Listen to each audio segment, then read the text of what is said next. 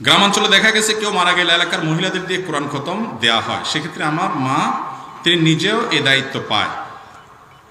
কেউ 1 পারা কেউ 2 পারা করে ভাগযোগ করে নেন,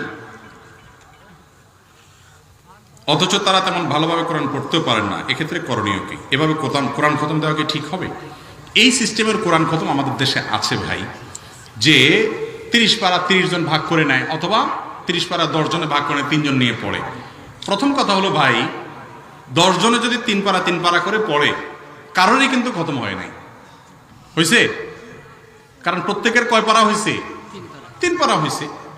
আরেকজনের 3 পারা হয়েছে, আরেকজনের 3 পারা হয়েছে। এটা জোড়া দিবেন কেমনে আপনি? বুঝেন নাই কথা? যদি এককভাবে একজনে 30 পারা পড়তেন তাহলে একটা জিনিস হতো, ঠিক আছে, এটা ওনার খতম হলো। এখন তো কারোর খতম হয় নাই। 30 জনে মিলে 30 পারা পড়লেন, বা 10 জনে মিলে 30 পারা পড়লেন। এরকম করে খতম করার কথা কোন হাদিসে শেখানো হয়েছে, বা কোন হাদিস থেকে কোন সালাফ থেকে এরকম আমল আছে আমার অন্তত জানা নেই। কথা কি বুঝাতে পারছি?